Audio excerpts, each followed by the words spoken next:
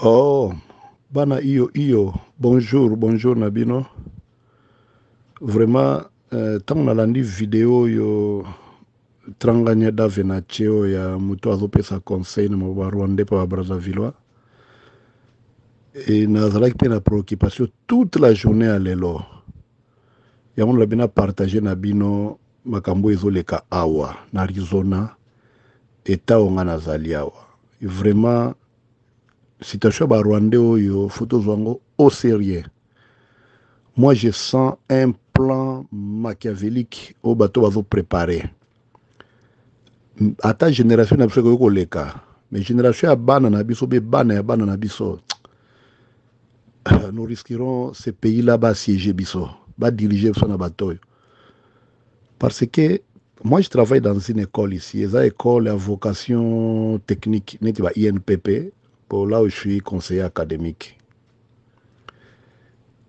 Tozo yamba bana bautaka na ba pays nyonso ya différents ba pays africains tout ça, mais ces derniers temps il n'y a qu'un seul pays akomo tinda ba réfugiés kotoyo pays yango nini Rwanda. Nous recevons une vague ezo na tozwa vague moko ya mingi epuis misusu eyaki lelo lisusu baye vague ya ba candidat étudiant ba Rwandais. Mais tous ces Rwandais, parce que biso toyebani, soko talika Rwanda oyo présenté ngate toyebango. Mais bango nyoso bazoya nini ba Congolais.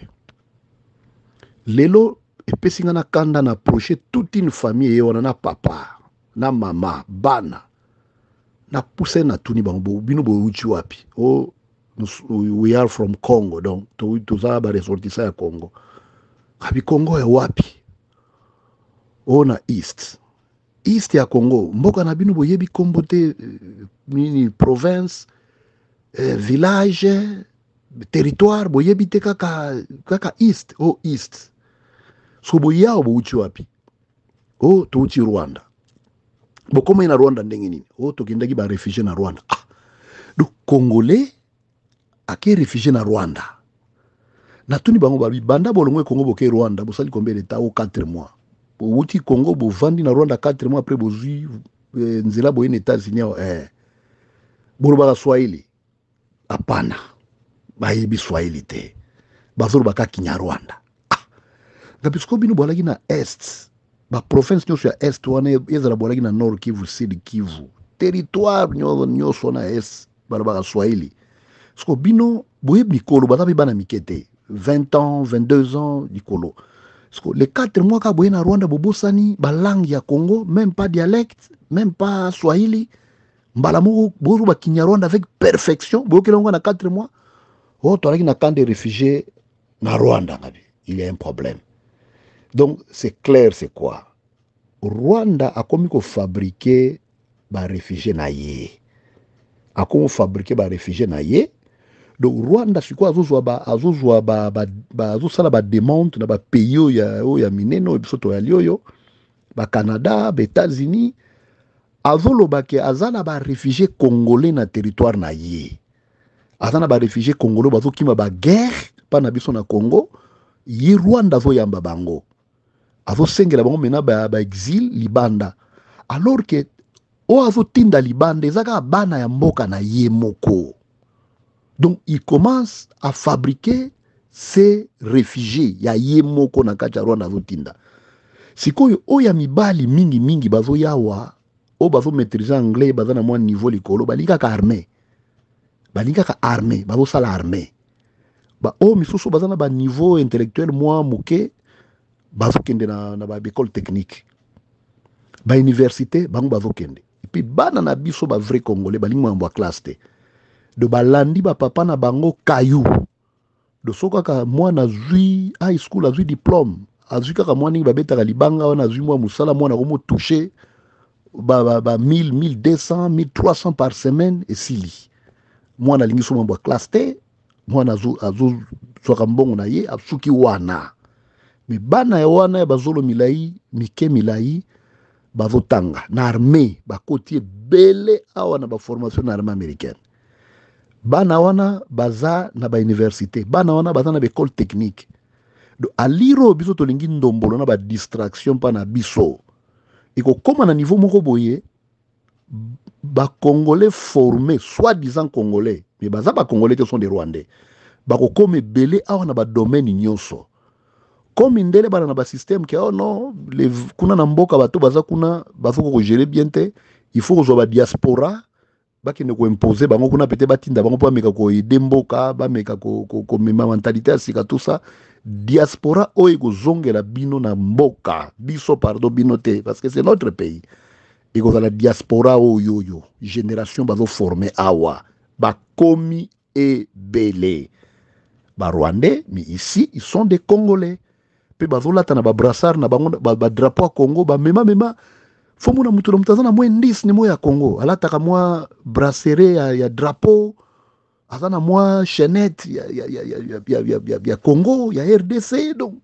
vraiment je vous dis ils n'ont rien de l'histoire de la RDC rien que des noms bazana ba bikanda nyo réfugié la pena mikanda tala na passeport ya kima bazouye na cas de réfugié il n'a même pas de passeport donc aye kotoyo déclaration ya sali Rwanda a enregistré bango comme ba réfugié congolais ou ba kima ba bitumba na es ba yapa na ye ya yambi bango yango ni makelelo kagama zo ganga o d'ailleurs ba congolais bazé belawa so bocheni na kozong selabino bango ce ne sont pas des congolais ce sont des rwandais lui-même il fabrique ses propres réfugiés a tche bango na ba soi-disant camp na yete so ba kada banda kuna bango juro ba UNICEF ba yaka ba rassembler bango ba présenter bango tala ba congolais bango yo tout ça na habité ba tono so ba na ba méthode bi ba technique ya ko tester qui est congolais qui n'est pas congolais quelqu'un qui ne parle même pas dialecte mo Congo même pas langue mo Congo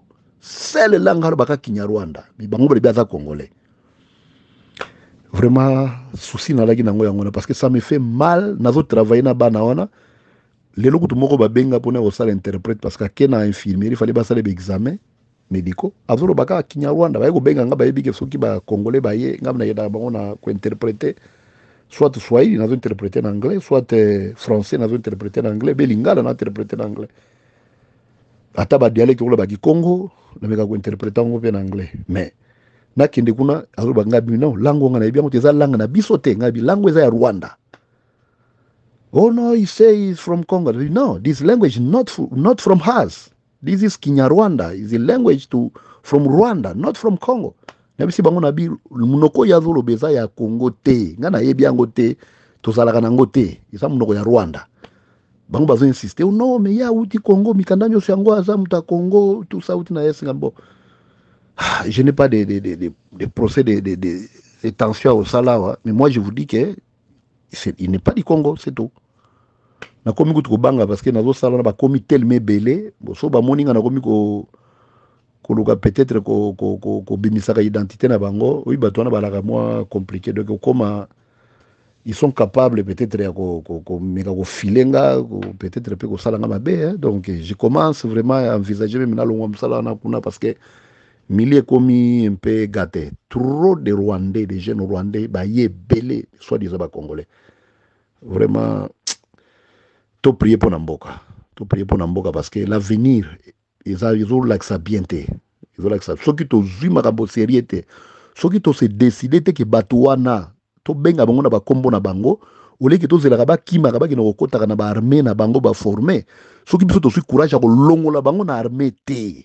Yo bolongoli bango so ba zonga na Rwanda bazongi na Rwanda si nous faisons de la complaisance nous allons regretter vraiment esa prophétie nazo pesa te que pona mabe mais c'est une réalité que tu as de vivre et je sens que et logo ezo salama fitir esa bien te donc ce qui génération bazo bimisela so ba congolais fabriqué ce qui bazongi na mboka bazo ba responsabilité na mboka ils vont nous diriger donc on dirait ba jusqu'au système ba équipe so ya guerre ba kota ba s'imposer ba moni lokola eza mobulu ba komo préparer ga futur donc bazo tondi sa diaspora congolaise mo ya libanda et puis bango de bazo zalen bazo tanga o ya biso moko ba vrai congolais to lingi mambo classe de c'est ça maintenant des avantages aux nango ba lingi to lingi mambo classe de biso ba mikolo boto zo tanga me ba jeune ba lingi ko tanga te puis ba ndeko na biso musu ba yawo na ba ba âge même ya ba trentaine ba quarantaine balingi masola classe te balingi formation te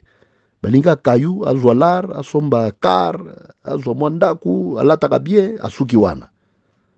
C'est ça le problème. Vraiment, prions pour le pays. Il y a une préoccupation à partager na bino parce que nous sommes de futurs responsables et nous devons connaître les vrais problèmes qui nous rongent. Sinon, tokotika na distraction, tokosimba mitu. Bakubengana nde biso na mboka na biso ne mokolo mosusu. Que je ne souhaite pas nandimi pété, mais ce n'est pas impossible. Compte tenu à plan bato na bazosala. Merci mingi. Bon, bonne journée na bino. Nga minuit na zolala. Bye bye, je vous aime bien.